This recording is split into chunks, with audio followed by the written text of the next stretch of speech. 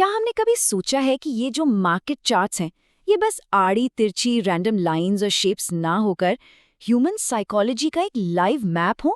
अक्सर इन चार्ट्स को देखकर लगता है कि बस कुछ प्राइसेस ऊपर नीचे हो रही हैं, लेकिन क्या हो अगर इन्हें हम एक साइकोलॉजिकल बैटलफील्ड की तरह देखें, एक ऐसी जंग जो रियल टाइम में चल रही है। हर एक छोटी सी मूवमेंट वहां एक पूरी कहानी बता रही है, और इस एक्सप्लेनर में हम उसी सीक्रेट भाषा को डीकोड करने वाले हैं। ये जो विजुअल गाइड आज हम एनालाइज कर रहे हैं ना, ये एक्चुअली एक बहुत ही डिटेल 50 पेज के मैनुअल का पूरा निचोड़ है। इसको एकदम आसान और क्लियर मैप में बदल दिया गया है ताकि मार्केट की उस साइकोलॉजी को इजीली समझा जा सके। इस गाइड की मदद से बिल्कुल पिन पॉइंट एक्यूरेसी वाले एंट्री और एग्जिट पॉइंट्स को पहचानना आसान हो जाता है। एक तरह से ये मार्केट के दिमाग को पढ़ने की चाबी है। तो चलिए सीधे इसमें डाइव इन करते हैं। हम अपना सफर इन 5 चैप्टर्स के थ्रू तय करेंगे। शुरू करेंगे बिल्कुल बेसिक मार्केट एनाटॉमी से, और फिर सिंगल, डुअल और ट्रिपल सिग्नल्स होते हुए सीधा एडवांस स्ट्रैटेजी और रिस्क तक जाएंगे। ओके, चैप्टर 1, मार्केट एनाटॉमी और साइकोलॉजी। देखिए, किसी भी चार्ट पर दिखने वाली हर एक सिंगल कैंडल कोई ऐसी वैसी ड्राइंग नहीं होती है। ये लिटरली एक हिस्टोरिकल रिकॉर्ड है।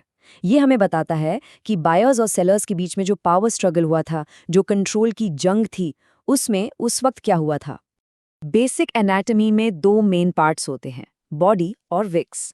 अब ये विक्स या शैडोज दिखाती हैं कि एक स्पेसिफिक टाइम फ्रेम में मार्केट ने प्राइस को किस हद तक पुश और पुल किया। वहीं दूसरी तरफ जो सॉलिड बॉडी होती है, वो ये बताती है कि कैंडल खुली कहाँ यानी ओपन, और बंद कहाँ हुई यानी क्लोज। हर विक जीत और हार का सबूत होती है। Moving on to chapter 2, powerful single reversals. यहाँ से कहानी थोड़ी और इंटरेस्टिंग होती है। जब भी मार्केट का ट्रेंड पलटने वाला होता है ना, तो ये सिंगल कैंडल्स हमारे लिए एक अर्ली वार्निंग सिस्टम या पहले इशारे की तरह काम करती हैं। यहाँ इन रिजेक्शन जोन्स को समझना एब्सोल्युटली क्रूशियल है। बुलिश हैमर को देखिए, इसमें एक लंबी विक नीचे की तरफ होती है। इसका क्लियर मतलब है कि प्राइस गिरने के बाद बायर्स ने पूरी ताकत लगाकर कंट्रोल वापस छीन लिया। वहीं बेरिश शूटिंग स्टार बिल्कुल ऑपोजिट है, इशारा करती है कि ऊपर के लेवल पर सेलर्स भारी पड़ गए हैं। रिजेक्शन कहाँ से आ रहा है, गेम वहीं से बदलता है। फिर आती हैं डोजी। ये एक टोटल स्टैंड स्टिल है। इस पल में मार्केट में पूरी तरह से उलझन यानी इनडिसीजन होती है। ना बायर्स जीत पा रहे हैं और ना ही सेलर्स। ये एक ऐसा मोमेंट होता है जो अक्सर किसी मैसिव रिवर्सल से ठीक पहले आता है, बिल्कुल तूफान से पहले की शांति। और दोजी का एकदम उल्टा होता है, मारू बोजू। इस कैंडल में विक्स ना के बराबर होती हैं। ये एब्सोल्यूट डोमिनेंस का क्लियर सिग्नल है। अगर कैंडल ग्रीन है तो मानना पड़ेगा कि बायर्स का 100% कंट्रोल है, और अगर रेड है तो सेलर्स ने मार्केट पर कब्जा कर लिया है। ये दिखाता है क्लियर और स्ट्रॉन्ग मोमेंटम। अब आते हैं चैप्टर्स 2 और 3 के कंबाइंड पावर पर, डुअल और ट्रिपल सिग्नल्स। क्या होता है जब ये कैंडल्स अकेले नहीं बल्कि एक टीम की तरह काम करते हैं, तो सिग्नल्स और भी मजबूत हो जाते हैं और बड़े मोमेंटम शिफ्ट्स ट्रिगर होते हैं। अब यहाँ जो सबसे ज्यादा इंटरेस्टिंग बात है ना, वो ये है कि कैसे दूसरी कैंडल पहली कैंडल को पूरी तरह से स्वॉलो कर लेती है, यानी निगल लेती है। जैसे एक बुलिश इनगल्फिंग पुराने चलते हुए डाउन ट्रेंड को खा जाती है और बताती है कि नया अप ट्रेंड शुरू हो चुका है। प्राइस एक्शन का ये एकदम रियल गेम चेंजर मोमेंट होता है। इनगल्फिंग के अलावा भी कुछ पावरफुल पैटर्न्स हैं, जैसे piercing line, dark cloud cover या फिर ट्वीजर टॉप्स और बॉटम्स। ये पैटर्न्स खास तौर पर किसी सपोर्ट या रेजिस्टेंस लेवल पर बनते हैं और वहां पर छुपे हुए ट्रेंड की कमजोरी को एक्सपोज कर देते हैं। और जब 3 कैंडल्स मिल जाएं, तो हमें इवनिंग स्टार और मॉर्निंग स्टार जैसे हाईली रिलायबल सेटअप्स मिलते हैं। इसे ऐसे समझें, पहले स्टेप में एक ट्रेंड चल रहा होता है, दूसरे स्टेप में एक छोटा पॉज आता है जैसे एक डोजी या स्टार, और फिर तीसरे स्टेप में मिलती है एक बड़ी कन्फर्मेशन कैंडल। ये एक परफेक्ट ट्रैप बिछाने जैसा है। और अगर 3 कैंडल्स लगातार बिना रुके एक ही दिशा में आगे बढ़ें, जैसे कि 3 व्हाइट सोल्जर्स या 3 ब्लैक क्रोज, तो समझ लीजिए ये एक बहुत ही स्ट्रॉन्ग ट्रेंड कन्फर्मेशन है। ऐसा लगता है जैसे मार्केट के योद्धा पूरी ताकत से एक ही डायरेक्शन में मार्च कर रहे हैं। ऑलराइट, अब थोड़ा शिफ्ट करते हैं और चलते हैं चैप्टर 4 पर, पॉजेज और ट्रेंड कंटिन्यूएशंस। यहाँ एक कॉन्सेप्ट बिल्कुल क्लियर होना जरूरी है कि हर पैटर्न का मतलब ये नहीं होता कि अब मार्केट पलट जाएगा। असल में मार्केट लगातार सीधी लाइन में नहीं भाग सकता ना, उसे भी कभी-कभी एक गहरी सांस लेने की ज़रूरत होती है।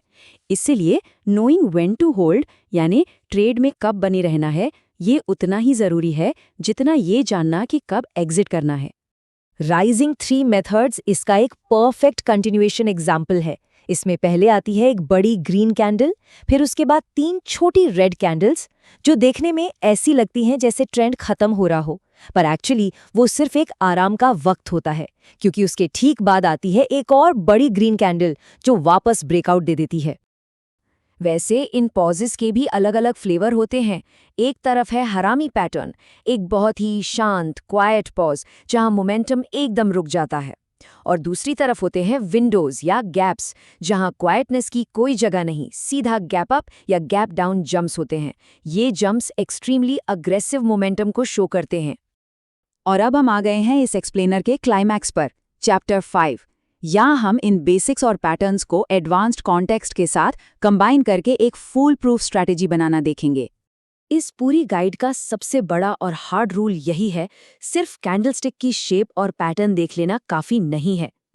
कॉन्टेक्स्ट के बिना इन पैटर्न्स पर ट्रेड करना अंधेरे में तीर चलाने जैसा होता है, और ये बहुत खतरनाक ट्रैप बन सकता है। तो यहाँ क्रूशियल पॉइंट ये है कि एक अल्टीमेट प्रोफेशनल चेकलिस्ट में क्या होना चाहिए। पहले आप कैंडलस्टिक पैटर्न देखते हैं, फिर आप चेक करते हैं कि क्या ये किसी सपोर्ट या रेजिस्टेंस लेवल पर बन रहा है। फिर आती है वॉल्यूम से कंफर्मेशन, और फाइनली आरएसआई या मैकडी की डाइवर्जेंस। यही वो प्रोसेस है जो एक नॉर्मल ट्रेडर और एक प्रो ट्रेडर को अलग करता है। इसमें वॉल्यूम मार्कर एक लाई डिटेक्टर का काम करता है। अगर चार्ट पर बड़ा पैटर्न तो बन रहा है, लेकिन उसमें वॉल्यूम बिल्कुल मिसिंग है, तो बॉस वहां संभल जाना चाहिए। वो एक फेक आउट हो सकता है। असली मूव हमेशा स्ट्रॉन्ग वॉल्यूम के साथ आता है। और जब हम पैटर्न के हिसाब से एंट्री करते हैं, तो एग्जिट का प्लान पहले से होना चाहिए। स्टॉप लॉस और टारगेट पहले से सेट होना चाहिए। तभी तो ये अंदाजे या गेसिंग वाली ट्रेडिंग एक कैलकुलेटेड रिस्क मैनेजमेंट में बदलेगी। कुछ फाइनल प्रो टिप्स। हमेशा बायर और सेलर की साइकोलॉजी को ध्यान में रखें। ट्रेड्स लेने से पहले कैंडल के क्लोज होने का सब्र दिखाएं। और सबसे बड़ा सीक्रेट ये समझना बहुत जरूरी है कि ट्रेड का बिल्कुल नहीं करना है। चुपचाप बैठकर वेट करना भी डिसिप्लिन का हिस्सा है। तो इन सब के बाद मार्केट चार्ट्स अब वापस पहले जैसे तो कभी नहीं देखेंगे, है ना? ये बस लाइंस नहीं, एक जिंदा साइकोलॉजिकल बैटलफील्ड है। तो आखिरी सवाल यही रह जाता है, जब अगली बार चार्ट ओपन होगा तो उस बैटल में कौन जीत रहा होगा? हमारे लिए ये नए टूल्स आजमाने का वक्त अब शुरू होता है।